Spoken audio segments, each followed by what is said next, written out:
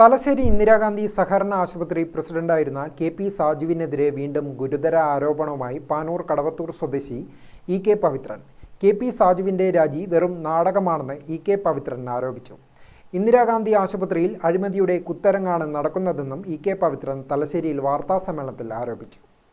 ഇന്ദിരാഗാന്ധി ആശുപത്രി പ്രസിഡന്റ് സ്ഥാനത്ത് നിന്ന് കെ.പി. സാജു രാജിവെച്ചത് വെറും നാടകമാണെന്നും അയോഗ്യത കൽപ്പിച്ചതും നിയമ നടപടികളും തുടർന്നുകൊണ്ടിരിക്കെ നിയമത്തിന്റെ നൂലാമാലകളിൽ നിന്ന് രക്ഷപ്പെട്ട് അധികാരത്തിൽ കടിച്ചു തൂങ്ങാനുള്ള വെറും തന്ത്രമാണ് സാജുവിന്റെ രാജിയെന്ന് ഇ.കെ. പവിത്രൻ ആരോപിച്ചു.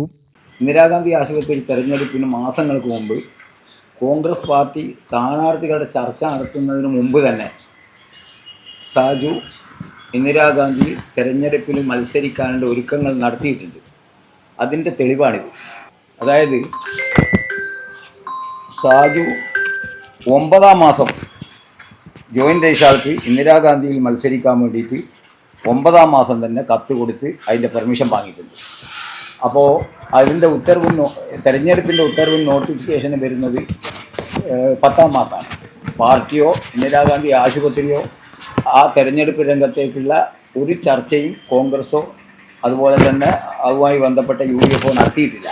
പക്ഷേ സാജു 9-ാം മാസം തന്നെ ജോയിൻ്റ് രജിസ്ട്രാർക്ക് സാജു പ്രവർത്തിക്കുന്ന സെക്രട്ടറി എന്നതിൽ പ്രവർത്തിക്കുന്ന അർബൻ ബാങ്കിൻ്റെ സൊസൈറ്റി സ്ഥാനത്ത് നിന്ന് എനിക്ക് ഇന്ദിരാഗാന്ധിയിൽ മത്സരിക്കാൻ പെർമിഷൻ തരണമെന്ന് വെച്ചിട്ട് അസിസ്റ്റൻ്റ് രജിസ്ട്രാർക്ക് കൊടുത്ത കോപ്പിയും അത് അസിസ്റ്റൻ്റ് രജിസ്ട്രാർ ആ ഡേറ്റും തന്നതാണ്, രേഖാമൂലം തന്നതാണ്, വിവരാശം വെച്ച്. അപ്പോൾ നമ്മൾ അതിൽ നിന്ന് മനസ്സിലാക്കേണ്ടത് എന്താണ്?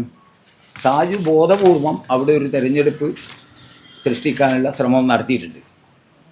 പാർട്ടിയോ UDF രംഗത്ത് വരുന്നതിന് മുമ്പേ, തെരഞ്ഞെടുപ്പിൻ്റെ നോട്ടിഫിക്കേഷൻ ഇന്ദിരാഗാന്ധിയിൽ വരുന്നതിന് മുമ്പേ സാജു അതിൻ്റെ തയ്യാറെടുപ്പുകൾ നടത്തി എന്നതിൻ്റെ ഏറ്റവും വലിയ ഉദാഹരണമാണ് 9-ാം മാസം തന്നെ അതിൻ്റെ പെർമിഷൻ ബോഡി യോഗം ചേർന്ന് പെർമിഷൻ അനുവദിക്കാൻ വേണ്ടി അപേക്ഷ കൊടുത്തത് ARക്ക്.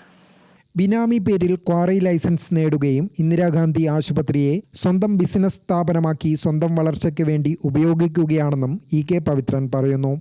ഈ ഡിനോവ സ്വന്തം പേരിൽ തുടങ്ങി ഇന്ദിരാഗാന്ധി ആശുപത്രിയെ ക്ലബ് ചെയ്തുകൊണ്ട് അവിടെ നടക്കുന്ന എല്ലാ റിസൾട്ടും ഇന്ദിരാഗാന്ധിയിൽ വെച്ച് നടത്തി ഡിനോവേൻ്റെ ബില്ലിൽ വലിയ വലിയ ടെസ്റ്റുകൾ കൈമാറിയിട്ടില്ല എന്ന് പറയാൻ കഴിയില്ല. അതിന് ഓഡിറ്റ് റിപ്പോർട്ട് 39,290 രൂപ ഓഡിറ്റ് റിപ്പോർട്ടിൽ SA ഇനത്തിൽ ഇന്ദിരാഗാന്ധിയിൽ രേഖപ്പെടുത്തിയിട്ടുണ്ട്. പാനൂർ ഡിനോവ മൾട്ടി സ്പെഷ്യാലിറ്റി കെയർ എന്ന് കിട്ടാനുണ്ട് എന്ന് പറഞ്ഞിട്ട് അത് ഓഡിറ്റ് റിപ്പോർട്ടാണ്. ആ ഓഡിറ്റ് റിപ്പോർട്ട് രേഖാമൂലം തന്നിട്ടുണ്ട്. അപ്പോൾ ഇതിൻ്റെ വസ്തുത എന്താണെന്ന് പറഞ്ഞാൽ സാജു ഇന്ദിരാഗാന്ധിയെ ഒരു ബിസിനസ് സ്ഥാപനമാക്കി സ്വന്തം സാമ്പത്തിക വളർച്ചയ്ക്ക് വേണ്ടിയിട്ടാണ് ഇത് ചെയ്തിട്ടുള്ളത്.